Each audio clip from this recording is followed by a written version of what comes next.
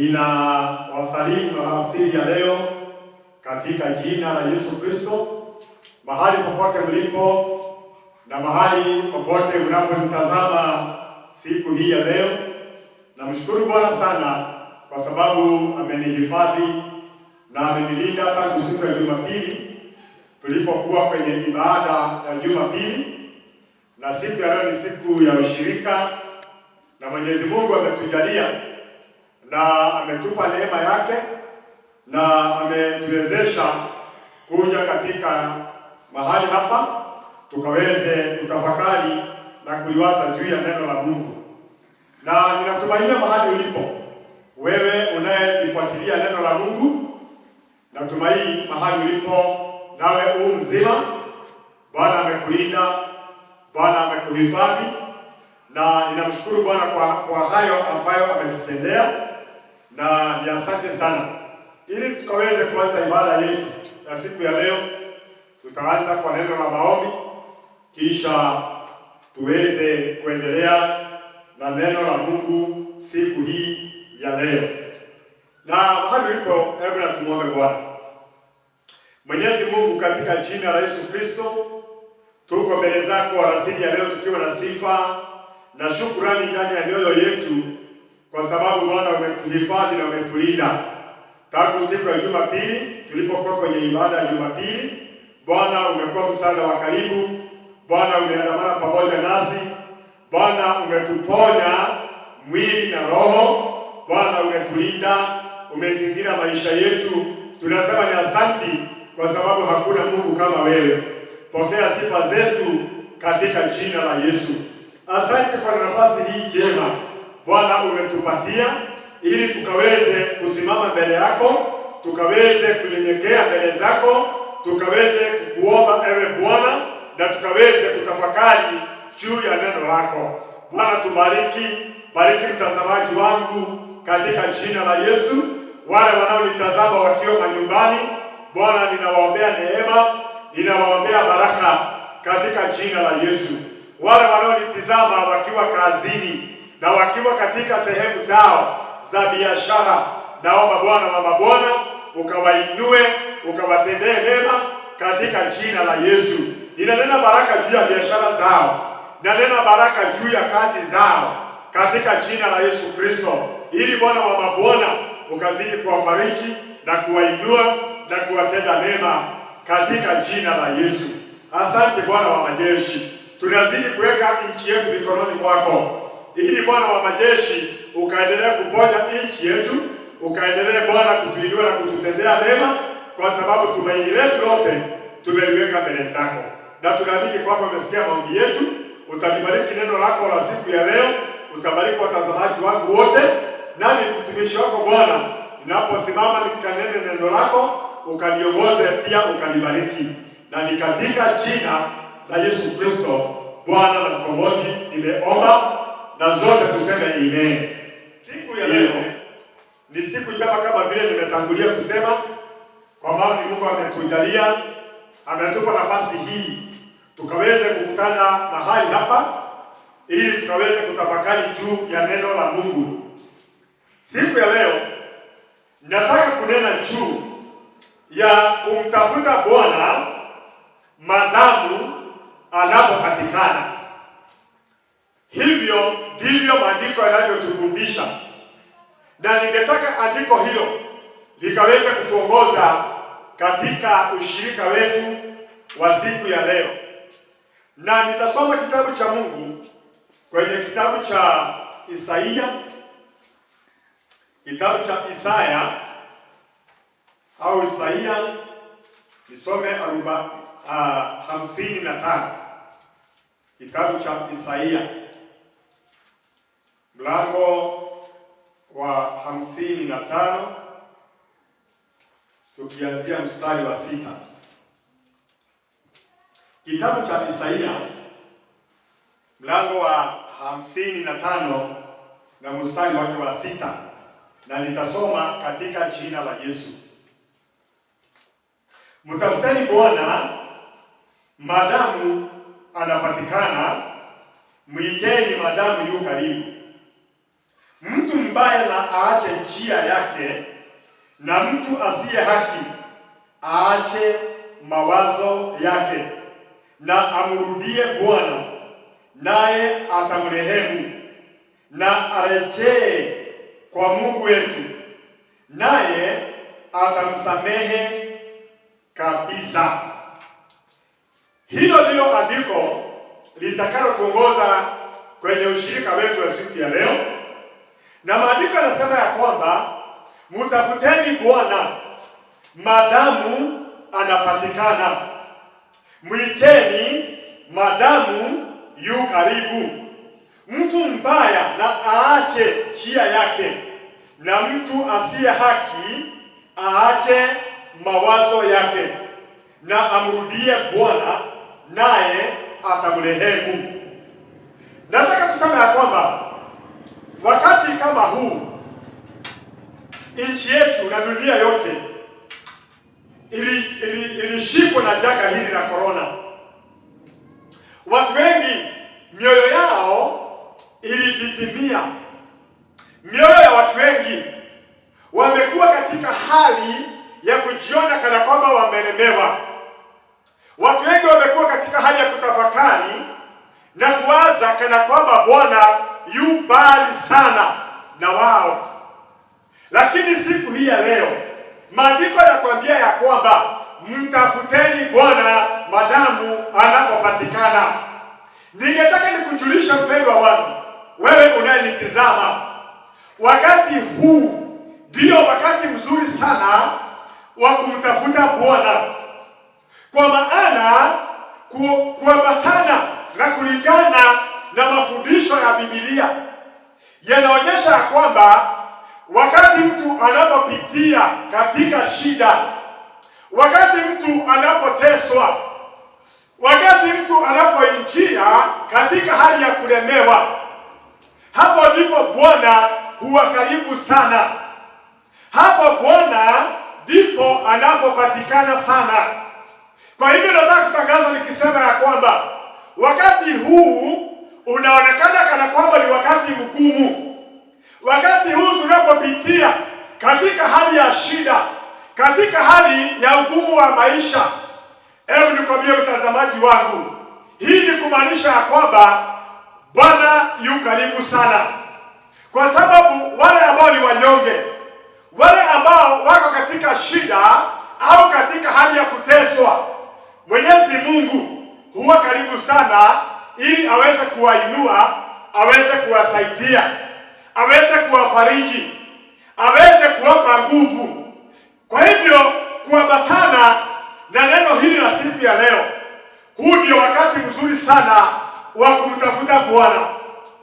Usiwaze katika moyo wako ukiona kana kwamba Bwana yu mbali sana.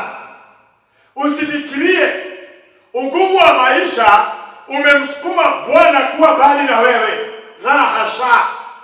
Huu ndio wakati mwema wa kumtafuta Bwana.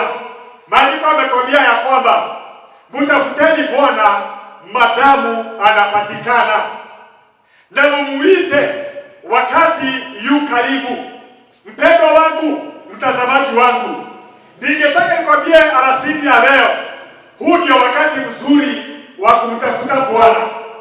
Huu ndio wakati mzuri wa kumuita Bwana, kwa maana ako karibu sana kusimama na haja zetu na shida zetu, kulingana na vile maandiko yanavyosema. Kwenye kitabu cha Petro maandiko yanasema ya kwamba mwachilieni Bwana mambo ambayo mnashughulikia, mambo ambayo inawatesa, mambo ambayo imewaremea, mkabidhieni Bwana. Hii ni kusema ya kwamba wakati tunapopeleka shida zetu kwa Mungu, ako karibu sana akaweze kutuinua na kutubariki. Maandiko yanasema ya kwamba Yesu akanena, njooni kwangu nyinyi nyote mliolemewa na mizigo mizito, na nitawapumzisha. Jitwikeni nira yangu, kwa maana ni rahisi na ni nyoofu. Hii ni kusema ya kwamba wakati mtu anapokuwa na shida, wakati mtu amelemewa na mizigo, Bwana yu karibu sana, ili umuite na yeye akaweze kukusaidia. Rafiki yangu, mtazamaji wangu, mambo ambayo unayo sasa, mambo ambayo unayopitia sasa, hiyo mizigo ulio nayo, hiyo mizigo ambayo imekulemea, Yesu anasema ya kwamba njooni kwangu. Bwana hayuko mbali na wewe, anasema njoo kwangu, wewe uliyelemewa na mizigo, nitakupumzisha, nitakupa raha nafsini mwako, na ujitwike nira yangu, na ujifunze kwangu, kwa maana mimi ni mpole na mimi ni mnyenyekevu. Kwa hivyo alasiri ya leo, ujumbe wangu na neno hili ambalo limetuongoza linasema tumtafute Bwana madamu anapopatikana, na tumuite madamu yu karibu. Kwa hivyo katika ujumbe huu nataka nikujulisha kwamba huu ndio wakati wako mzuri sana wa kumtafuta Bwana, kwa maana hayuko mbali, kwa maana yuko karibu na wewe. Mizigo tulio nayo, Bwana ako tayari kutusaidia na kutufanya tuwe na amani na wema wake ukajae katika mioyo yetu. Kwa hivyo mtazamaji wangu, mtafute Bwana madamu anapopatikana, mwite wakati yu karibu. Hata ukitazama maisha ya wana wa Israeli, unaweza kuona ya kwamba wakati wote walipokuwa wameshikwa na shida au wamekumbwa na jambo nzito, Bwana alikuwa karibu nao sana, awafariji na akaweze kuwasindania. Na huyo Mungu bado hajabadilika. Yeye ndiye aliyekuweko siku zile, yeye ndiye aliye pamoja nasi leo, yeye ndiye atakaye kuweko kesho, na ndiye atakaye dumu milele na milele. Hata baada ya korona hii, huyu Mungu bado ndiye atakaye kuwa. Kwa hivyo wakati mtu anapojihisi ako katika shida, ako katika hali ya kulemewa, huo ndio wakati mzuri wa kumuita Bwana. Huo ndio wakati mzuri wa kutafuta uso wa Mungu, kwa sababu yu karibu akuinue na akubariki. Kwa hivyo mpendwa wangu, usife moyo. Usidhani unapitia katika hali ya kuteswa, unapitia katika hali ya shida kwa sababu Bwana yuko mbali na wewe. La hasha. Mimi nimeleta ujumbe kwako, nikwambia wakati huu ndio wakati mzuri wa kumtafuta Bwana, ndio wakati mzuri wa kumuita na kumtafuta. Kwa hivyo tulifuata neno la Mungu na tuamini hivyo maandiko yanavyosema siku ya leo. Hakika tukiyazingatia katika roho zetu na mawazo yetu, baraka za Mungu zitakuwa pamoja nasi. Mizigo tulio nayo, Bwana atatusaidia, Bwana atatuondolea mizigo na magonjwa na dhiki, hali ya kuteswa, hali ambayo ni ya kufanya mioyo yetu kuwa izononeke. Mambo haya yote Bwana anasema, njooni kwangu nyote mliolemewa na mizigo mizito, na nitawapumzisha. Peleka huo mzigo wako mbele za Bwana. Peleka huo mzigo wako kwa Mungu, na hakika atakupumzisha. Utapata amani katika moyo wako, na utaendelea kufurahia utukufu wa Mungu na uweza wake juu ya maisha yako. Nitaendelea nisome kitabu cha Warumi mlango wa 5. Nitaanzia haya kwanza, na nitasoma katika jina la Yesu. Basi tukiisha hesabiwa haki itokayo katika imani, na muwe na amani ya Mungu kwa njia ya Bwana wetu Yesu Kristo, ambaye kwa yeye tumepata kwa njia ya imani kuifikia neema hii ambayo tumesimama ndani yake, na kufurahi katika tumaini la utukufu wa Mungu. Verse 3. Wala si hiyo tu, ila na mfurahi katika dhiki pia, mkijua ya kuwa dhiki kazi yake ni kuleta saburi, na kazi ya saburi ni udhabiti wa moyo, na kazi ya udhabiti wa moyo ni tumaini, na tumaini halitahairishi, kwa maana pendo la Mungu limekwisha kumiminwa katika mioyo yetu na Roho Mtakatifu tuliyepewa sisi. Huyu ni Paulo, mtumishi wa Mungu, na kuna maneno anayonena hapa ambayo ningetaka nasi tukaweze kuyatafakari. Paulo anaanza kusema ya kwamba tumshukuru Bwana aliyetupa neema na kibali cha kuwa na imani itokanayo na Yesu Kristo, na tumaini ambalo tumesimama ndani yake siku ya leo, kwa maana kuitanishwa na Mungu, kwa maana kuwa na upatano na Kristo, kwa maana kusamehewa dhambi ni jambo la maana sana ambalo Bwana ametutendea. Paulo anasema ya kwamba tufurahie tumaini lililo ndani yetu, tufurahie mahali ambapo tumefika kwa njia ya imani. Lakini mstari wa 3 akaongezea akasema, lakini siyo hiyo tu, na tufurahie mambo ya dhiki.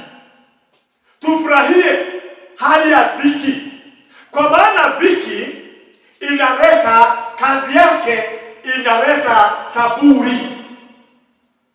Kwa hivyo wakati mwingine tunapoingia katika hali ya shida, katika hali ya kulemewa, katika hali ya kuzungukwa na mambo mazito, wakati tunapotumbukia katika ugumu wa maisha, Biblia inasema ya kwamba hata katika dhiki tukaweze kufurahia, tukaweze kumtukuza Mungu, kwa sababu kazi ya dhiki inaleta saburi.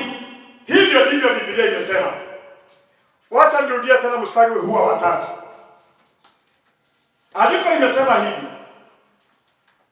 wala si hiyo tu, ila na mfurahi katika dhiki pia, mkijua ya kuwa dhiki kazi yake ni kuleta saburi, na kazi ya saburi ni udhabiti wa moyo, na kazi ya udhabiti wa moyo ni tumaini, na tumaini halitahairishi. Hivi ni kusema ya kwamba kazi ya dhiki inalete saburi katika Mungu. Wakati mtu anapoingia katika hali ya dhiki, moyo wake unatarajiwa kuambatana vizuri na Mungu. Unaongeza masaa ya kuabudu, masaa ya kumwomba Bwana, kuutafuta uso wake, kutafuta ushirika mwema na Mungu. Kwa hivyo dhiki, Paulo anasema ya kwamba tufurahie mambo ya dhiki, mambo ambayo imekumba dunia yote, mambo ambayo imekumba nchi yetu ya Kenya, mambo ambayo tunayoyapitia kama familia, mambo ambayo tunapitia kama kanisa. Janga hili Paulo anasema ya kwamba tufurahie pia mambo ya dhiki, lakini ndani ya mioyo yetu tujue ya kwamba kazi ya dhiki ni kuleta saburi, nayo saburi inaleta udhabiti wa moyo. Wakati mtu anapovumilia, wakati mtu anapoendelea kumtafuta Mungu madamu anapopatikana, wakati mwanadamu anapozidi kumuita Mungu wakati yu karibu, anakuwa na udhabiti wa moyo. Hasa wapendwa wangu, ningetaka tutazame na kuangalia tangu ugonjwa wa corona ulipoingia katika nchi yetu, hatuwezi tukaelezea vizuri mambo ambayo au vile tunavyoishi. Tunakuta tumeingia mwanzo wa wiki, siku ya Jumatatu, tunang'ang'ana na maisha, tukimtazama Bwana, tukimshukuru na kumuomba, tunakuta hiyo wiki imeisha. Sasa tunaelekea miezi mitatu tayari imeshapita. Sasa tunaenda zaidi ya siku 100. Kwa hivyo nikusemaje, miezi mitatu na tumeanza mwezi wa 4. Ukiambiwa ueleze umeishi namna gani tangu corona ilipokuja, una survive kwa njia gani, familia yako inaendelea kwa njia gani, wengi wetu hatuwezi eleza, labda tuseme tu ni Mungu. Ukiambiwa ueleze vile unavyopata kibarua, hauwezi eleza, kwa maana kuna wengi wako manyumbani. Ukiambiwa ueleze ni kwa njia gani biashara yako bado inaendelea, hauwezi eleza. Lakini tunasema mahali tumefika ni mkono wa Mungu. Umegharimika mkono wa Mungu, biashara yako kuendelea. Imegharimika mkono wa Mungu, familia yako kula na kunywa. Imegharimia mkono wa Mungu, hata kupata kodi ya nyumba. Na wale ambao labda bado wana madeni, tuna matumaini ya Mungu ya kwamba mutayalipa, kwa maana mkono wa Mungu juu yetu. Wakati huu wa dhiki tunastahili kumtukuza Bwana na kunyenyekea mbele zake na kujua ndio wakati mzuri wa kumuomba na kumtafuta, kwa sababu dhiki kazi yake inaleta saburi, na kazi ya saburi inaleta udhabiti wa moyo. Kwa hivyo ningeomba neema ya udhabiti wa moyo ikashuke juu yako, ikashuke juu ya maisha yako, ikashuke juu ya familia yako. Neema ya Mungu ikashuke hata kwa kazi na biashara unayoendeleza, kwa sababu mahali tuko ni mkono wa Mungu.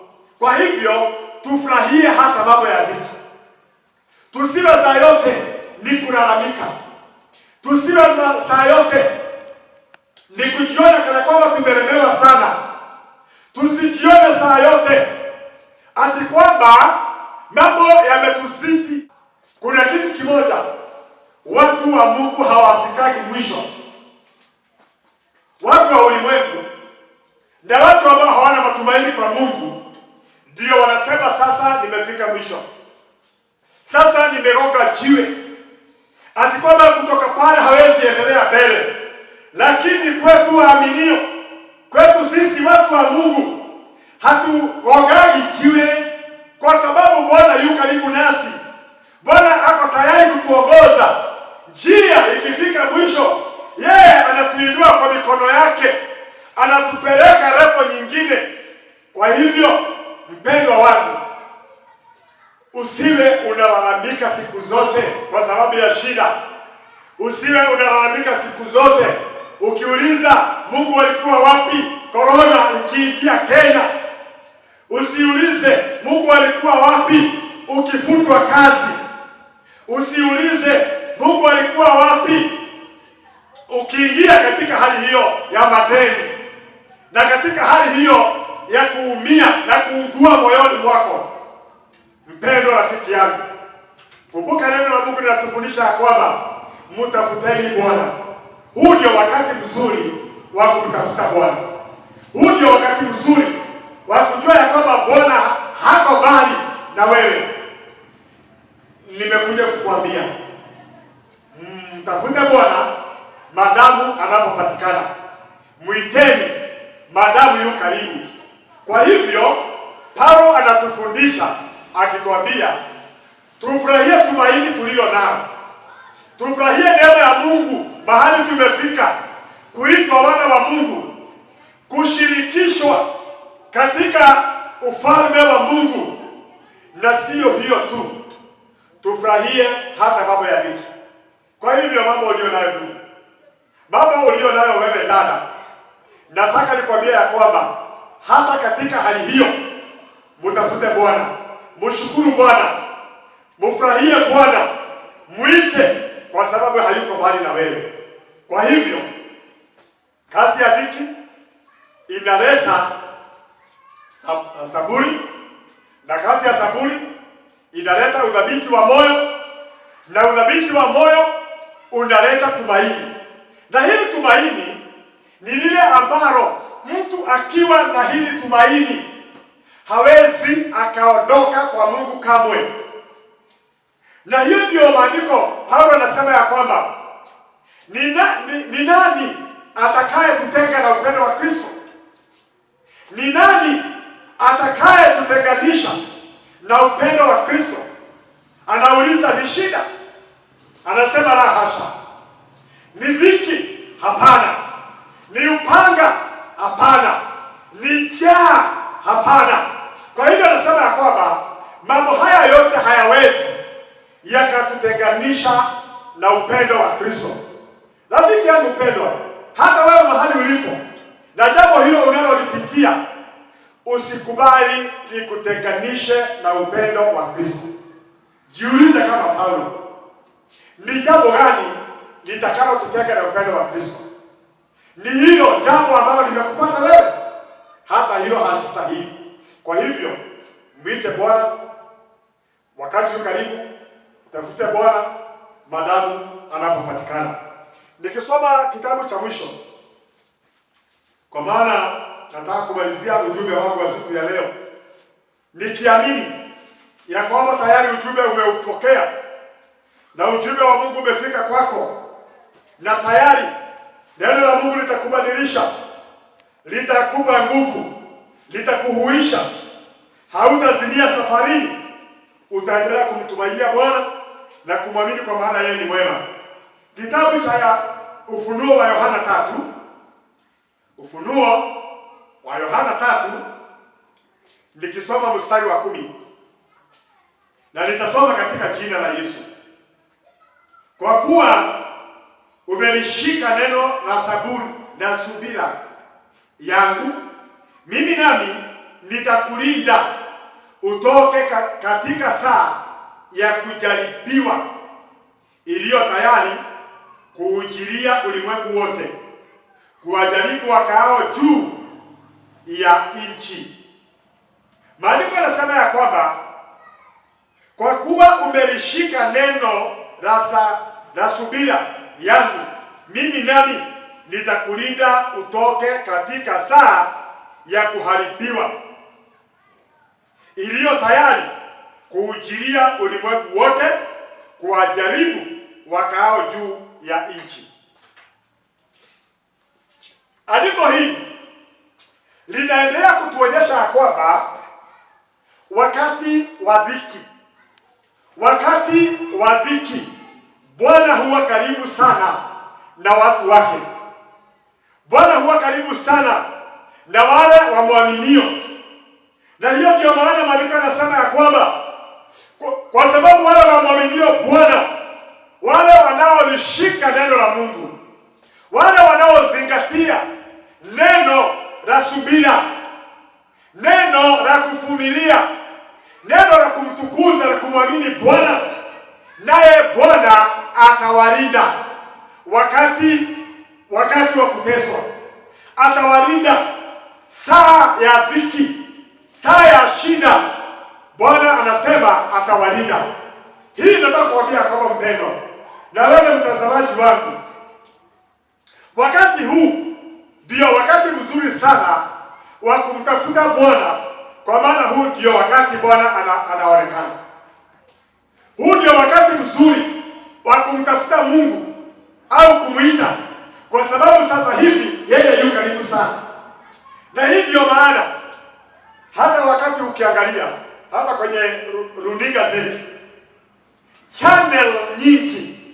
channel nyingi zinahubiri neno la Mungu, linaleta watu karibu na Mungu. Channel nyingi zinahubiri habari ya kumwamini Bwana na kumtumainia, kwa sababu wakati huu mgumu, wakati huu wa kuteswa, wakati huu wa dhiki, ndiyo wakati Bwana anastahili kutafutwa sana. Kwa hivyo pia nani na kushauri mpendwa wangu, Bwana anasema ya kwamba kwa sababu umelishika neno lake, kwa maana umelishika neno la saburi, umelishika neno la tumaini, umelishika neno la kuvumilia, naye Bwana atakulinda wakati wa shida. Wakati huu wako mgumu, Bwana anakuahidi atakulinda. Bwana anaahidi atasimama upande wako.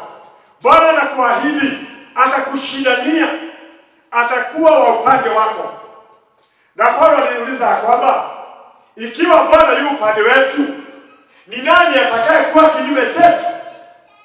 Ikiwa kweli Bwana yu upande wetu, hata shida tunazopitia, hata dhiki ambayo imetukumba, imetuzingira, ndugu yangu na dada yangu, mpendwa wangu na mtazamaji, mambo haya yote hayataweza kututoa katika mipango na makusudi ya Mungu. Kwa hivyo, ikiwa Bwana ako upande wetu, ni nani atakaye kuwa kinyume chetu? Na hiyo ndio maana nimesema tunaendelea kuishi kwa njia ambazo hatuwezi kuelezea.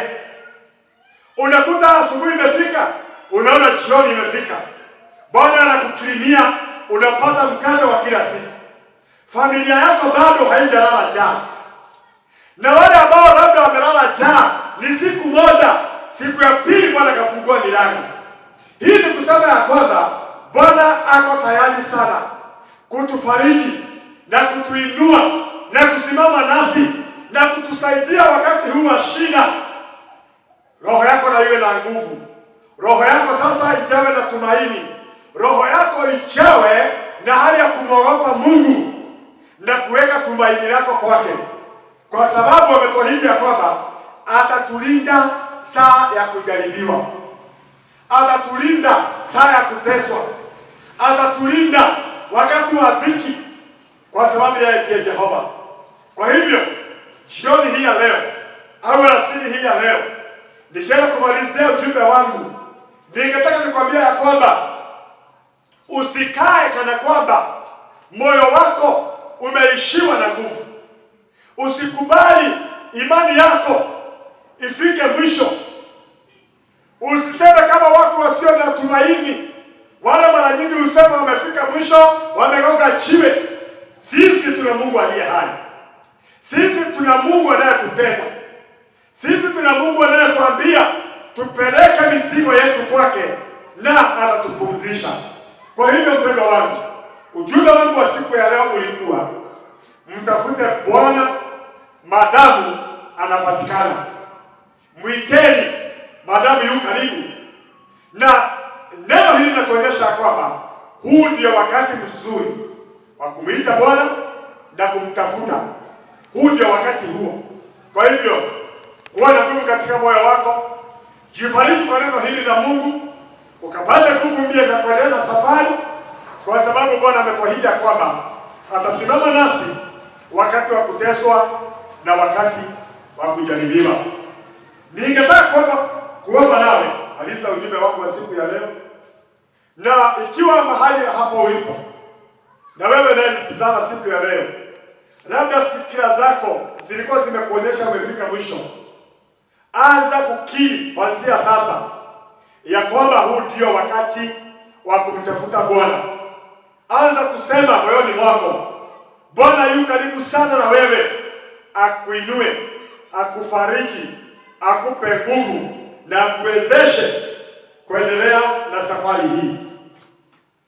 Takuombea mahali ulipo, nawe shika imani, na hakika Bwana atakutendea mema na utaona maisha yako yakibadilika na ukianza kuishi maisha mapya. Nitaomba katika jina la Yesu. Mwenyezi Mungu, katika jina takatifu la Yesu Kristo, nimesogea tena mbele zako wakati huu nikikushukuru ewe Jehova uliyenipa nafasi hii nikasimame mbele ya watazamaji hawa na wapendwa hawa nikalinene neno lako siku ya leo. Asante Bwana kwa sababu umesema ya kwamba tukutafute madamu unapopatikana. tukuite madamu yu karibu, na kupitia kwa neno lako siku hii ya leo umetuonyesha wakati wa shida, umetuonyesha wakati wa dhiki. Huo ndio wakati Bwana unakuwa karibu na watu wako. Huo ndio wakati unakuwa karibu na wale wanaokutumainia. Huo ndio wakati uko karibu na wale wanaokutegemea. Asante Bwana wa mabwana, kwa sababu neno lako li hai. Jinsi Bwana unavyoishi, ninaomba neema ya neno hili ikafikie wapendwa hawa, ukawabariki katika jina la Yesu. Wale ambao walikuwa wameishiwa na nguvu, wale walikuwa wanajihisi wamefika mwisho, wale walikuwa wanatazama na kuona kana kwamba Bwana umewaacha, uko mbali nao, siku ya leo na wakati huu wafungue macho, wakuone Bwana ukaribu nao, wakuone Bwana unawashughulikia, wakuone Bwana unawashughulikia, wakaone Bwana unawasaidia. Kila siku unawapa neema, kila siku unawapa mkate wa kila siku Bwana, kila siku Bwana unawapa amani, kila siku Jehova unakuwa msaada wao. Asante Bwana wa majeshi, ninalitukuza na kuinua jina lako. Nabarikisha wapendwa hawa wote katika jina la Yesu, kwa sababu kuna gharama wanazotoa wanapolifuatilia neno lako. Bwana zidi kuwainua, Bwana zidi kuwabariki, Bwana zidi kuwatenda mema. Wanaonitazama wakiwa katika biashara na wakiwa kazini, Bwana nawaombea ushindi wako, nawaombea breakthrough, nawaombea nguvu zako katika jina la Yesu Kristo.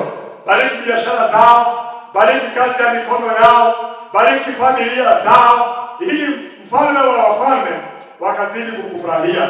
Na wale wanaonitazama na labda Bwana hawana kazi, wanaondoka kila siku wakitafuta kibarua, Jehova, kama vile unavyoishi, naomba ukawape neema yako, ukawape kibali, ukawape kazi, ukawafungulie milango, wakapata kibarua, wakapata kazi ya kufanya, wakaweze kujimudu katika maisha, katika jina la Yesu. Asante Jehova, na kushukuru, ninalitukuza na kuliinua jina lako. Bwana, nazidi kuweka nchi yetu mikononi mwako, kwa maana tunaamini kuna jambo jipya unalolitenda kwenye siri. Kuna jambo jipya unalotenda kwa sababu ya Kenya. Kuna jambo jipya unalotenda kwa sababu ya dunia yote. Asante Bwana, kwa sababu kuna matumaini mapya unayoyaweka ndani yetu kila siku. Asante Bwana, pokea sifa, pokea shukurani, kwa maana wastahili. Jioni hii ya leo naombea wapendwa hao baraka na neema.